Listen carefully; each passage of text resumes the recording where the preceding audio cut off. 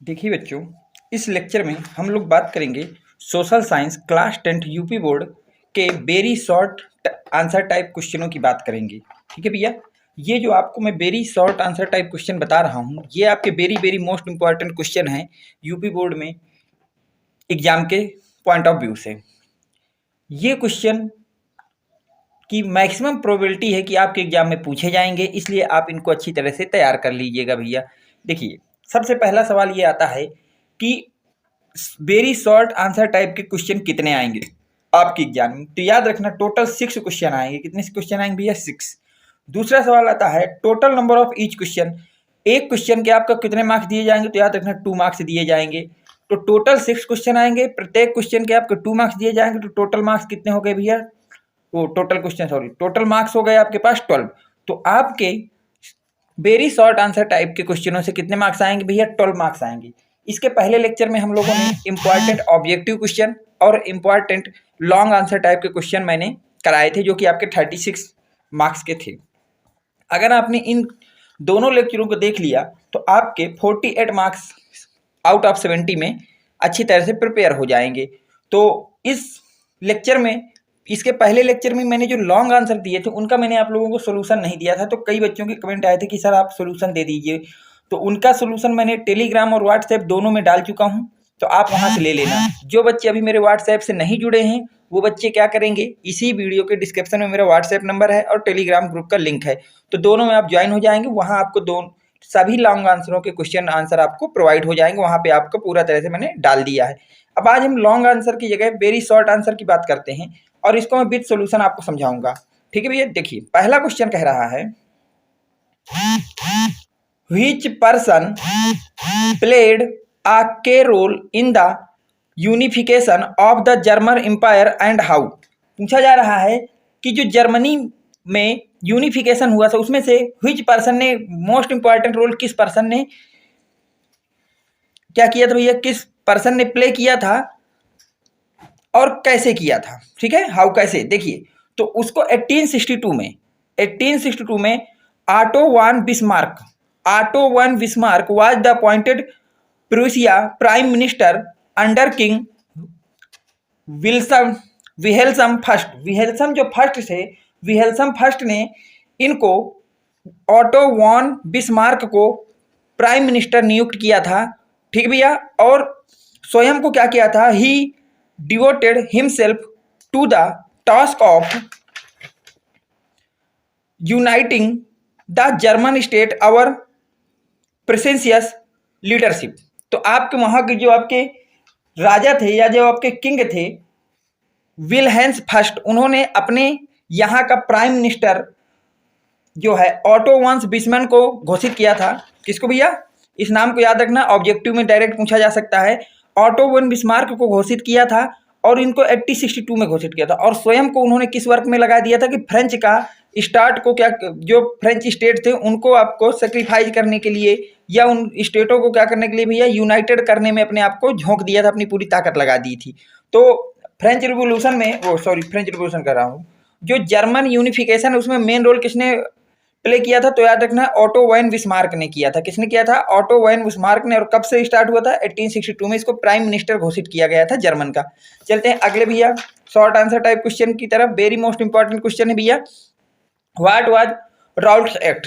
What was Rowlatt's act? Rowlatt's act क्या है भैया? देखिए, the Rowlatt's act was officially known as the anarchical and revolting crimes act. 1919 में आया था ये।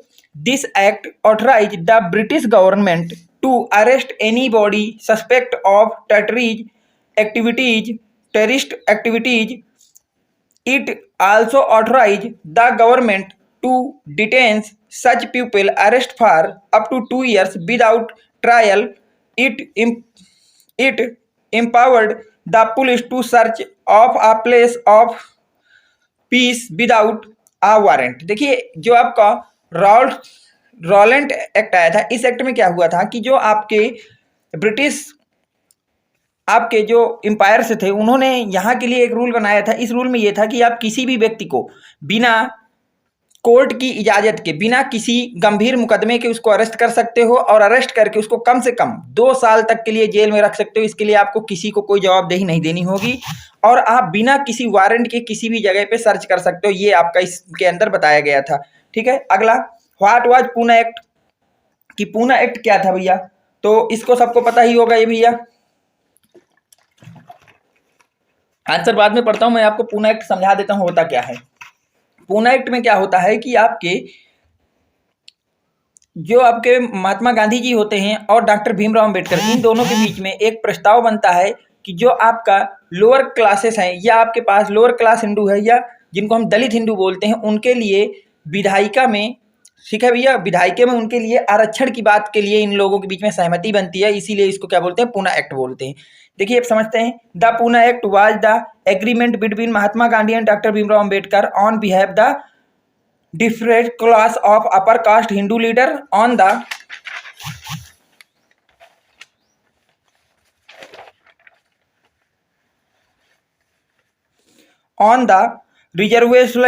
reservation of electoral seats for the depressed classes in the legislature of British India in 1932. It was made on 24 September 1932 eight भैया यारवाड्रा central jail of Poona. ये जो आपका प्रस्ताव हुआ था, यह जो एक्ट बना था, तो वो आपका यारवाड्रा सेंट्रल जेल में बना था। डॉक्टर भीमराव अंबेडकर और महात्मा गांधी के बीच में इस एक्ट के लिए सहमति बनी थी कि जो आपके लोअर क्लास हिंदू हैं, वो जिनको हम दलित हिंदू बोलते हैं, उनको जो है आपके इलेक्ट्रल सीट्स में कुछ रिजर्वेशन देने की बात कही गई थी भैया। ठीक है, तो इसको याद रखना, वेरी मोस्ट इंपॉर्टेंट क्वेश्चन है।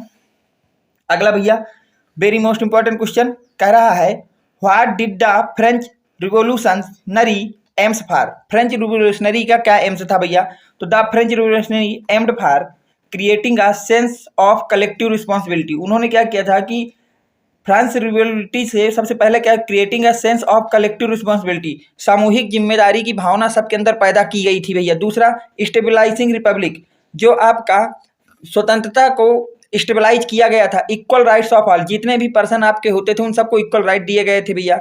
अगली very most important question, what do you mean by utopia. Utopia का क्या मतलब है। देखिए यूटोपिया कुछ नहीं, एक वर्ड है। यूटोपिया का मतलब होता है इमेजिन करना, एक ऐसे वर्ड का जहां सब कुछ परफेक्ट हो, कुछ भी इनपरफेक्ट ना हो, उस वर्ड को हम लोग इमेजिनरी वर्ड है। ठीक है, इसको बात याद रखना। यूटोपिया एक प्लेस का नाम है जिसको इमेजिन किया गया है कि यहाँ पे किसी भी तरह का आपका इनपरफेक्शन ना हो, टोटली परफेक्ट हो, तो वही लिखा है utopia is a imaginary place, एक इमेजिनरी प्लेस है या स्टेट है ऑफ थिंकिंग, हमारे सोचने के अनुसार, इन विच एवरीथिंग परफेक्ट, जहाँ सब कुछ सही तरीके से होना चाहिए। ठीक है भैया, ऐसा कोई प्लेस है नहीं, लेकिन ये इमेजिनरी है भैया। अगले चलते हैं क्वेश्चन की तरफ। वो बोला गया है, what is meant of judiciary. Judiciary का क्या मतलब होता है भैया, तो the area over which someone has legal authority, the area में be defined in term of geographical boundaries अथवा in term of certain kinds of subject. ठीक भैया, इसको याद रखना, वेरी मोस्ट इंपॉर्टेंट क्वेश्चन। चलते हैं अगले क्वेश्चन की तरफ। देखिए शुरू, when and why was the non cooperation movement withdraw. जो आपके पास नॉन कोऑपरेशन मूवमेंट चला था, उसको कब और किसने विड्रॉ किया, उसको कब और क्यों वापस किया गया भैया, तो through intended to a non-violent, the movement was eventually called off by Gandhi in February 1922 following the Chauri Chaura incident. तो आपका जो नॉन कोऑपरेटिव मूवमेंट था, इसको फरवरी 1922 में ऑफ किया गया था due to Chauri Chaura incident के कारण इसको खत्म किया गया था। ठीक भैया, आगे चलते हैं। अगला, what does civil war mean. Civil war means का क्या मतलब होता है, a violent conflict between opposing group within the country that become so intense that is appear like a war. ठीक भैया, अगला वेरी मोस्ट इंपॉर्टेंट क्वेश्चन देखिए क्या कह रहा है, mention two satyagraha movement launched by Gandhi ji. Gandhi ji द्वारा लॉन्च किए गए 2 सत्याग्रह मूवमेंट के आपको नाम लिखना है भैया। तो देखिए, तो these satyagrah movement were known as Champaran and Kheda सत्याग्रह, चंपारण और खेड़ा सत्याग्रह गांधी जी द्वारा स्टार्ट किए गए थे। तो इनको याद रखना, दो मूवमेंट गांधी जी द्वारा जो चले गए थे सत्याग्रह के लिए, एक चंपारण था और एक खेड़ा था। ठीक भैया। अगला very most important question, what was declaration. Declaration का क्या मतलब होता है? तो when power is taken away from central and state government and given to local government it is called a declarisation. तो इसको क्या बोलते हैं भैया? डिक्लेराइजेशन। अगर जो आपका पावर है वो सेंट्रल और स्टेट गवर्नमेंट के और जो आपकी लोकल गवर्नमेंट है इन तीनों के बीच में होती है तो उसको क्या बोलते हैं भैया? डिसेंट्रलाइजेशन बोलते हैं। ठीक है। अगला वेरी मोस्ट इंपॉर्टेंट क्वेश्चन भैया, why is democratic governance consider popular, give two reason. जो आपका डेमोक्रेटिक गवर्नेंस होती है उसको पॉपुलर क्यों माना जाता है? इसके दो रीजन आपको देना है। ठीक भैया। इसके क्या देना है भैया? दो रीजन देना है। तो the democracy government is popular because it is the most accountable from of government and his improves quality of decision making. देखिए इसमें क्या होता है, जो आपके पास डेमोक्रेटिक गवर्नेंस होती है उसको कोई भी कानून या कुछ भी आपका बिल लाना चाहती है, एक्ट लाना चाहती है, तो उससे पहले वो जवाबदेही होती है उस देश के नागरिकों के लिए। क्या होती है? जवाबदेही होती है। इसके कारण सरकार जो है जो भी कानून लाती है उसको अच्छी तरह से चेक करती है, उसकी क्वालिटी को इम्प्रूव करती है ताकि उसमें किसी भी तरह का विरोध ना हो। ठीक भैया। अगला इसका इंपॉर्टेंट क्या है? टू रीजन लिखना है। तो दूसरा रीजन ये है, it also provided a method to deal with differences and conflicts in society. तो इससे क्या होता है भैया? जो सोसाइटी में आपके मतभेद और संघर्ष हैं इनको कम करने में बहुत बड़ी मदद मिलती है। चलते भैया अगले क्वेश्चन पे भैया, very most important question, explain the meaning of democracy. Very most important question भैया कि आपको एक्सप्लेन करना है डेमोक्रेसी की मीनिंग, कि डेमोक्रेसी क्या होती है, डेमोक्रेसी की आपको मीनिंग एक्सप्लेन करना है। तो democracy is a system of government in which the citizen exercise power directly अथवा elected representative from among themselves to form a governing body such as a parliament. ठीक भैया। वेरी मोस्ट इंपॉर्टेंट क्वेश्चन, इसको अच्छी तरह से तैयार कर लेना भैया। अगला क्वेश्चन देखिए क्या कह रहा है। अगला क्वेश्चन कह रहा है, what was the reasoning given by Gandhi ji in favour of non cooperation movement in his book Hind Swaraj. Hind Swaraj में जो गांधी जी हैं उन्होंने नॉन कॉर्पोरेशन मूवमेंट के फेवर में क्या क्या लिखा था, ये आपसे पूछा गया है। तो देखिए, first Gandhi argue that home rule itself rule, he argue that it is not enough for the British to leave only for Indian to adopt a British styled society as he put it, some want English rule without the Englishism, that is to say would make India English। अब देखिए क्या इसमें कहा गया था। तो देखिए इस क्वेश्चन का मतलब ये हुआ कि गांधी जी ने ये कहा था कि जो आपका होम रूल है वो होम रूल नहीं है, वो सेल्फ रूल है। वो क्या है भैया? होम सेल्फ रूल है। तो उसमें आर्ग्यू किया गया था नॉट इन, केवल इतना पर्याप्त नहीं है कि British to leave only for India, कि ब्रिटिश वाले लोग जो इंडिया में आके लीव करते हैं तो इससे इंडिया आपका ब्रिटिशियन हो जाएगा, ये जरूरी नहीं है। टू एडॉप्ट ब्रिटिश स्टाइलेड सोसाइटी, कि हम ब्रिटिश सोसाइटी में बिलोंग करने लगेंगे। ठीक है, ये सब आपको लिख देना। चलते हैं अगले वेरी मोस्ट इंपॉर्टेंट क्वेश्चन की तरफ भैया, जो कि कुछ है, give a meaning of liberalisation. Very most important question भैया, लिबरलिज्म का क्या मीनिंग है ये आपको लिखना है। तो देखिए, the term liberalism is derived from the Latin root liber meaning free. देखिए जो आपका वर्ड लिबराइजेशन है ये लैटिन रूट से लिया गया है, वर्ड से लिया गया है, जिसका मीनिंग होता है फ्री होना। क्या मतलब होता है भैया? लिबर का मतलब होता है फ्री होना, मुक्त होना।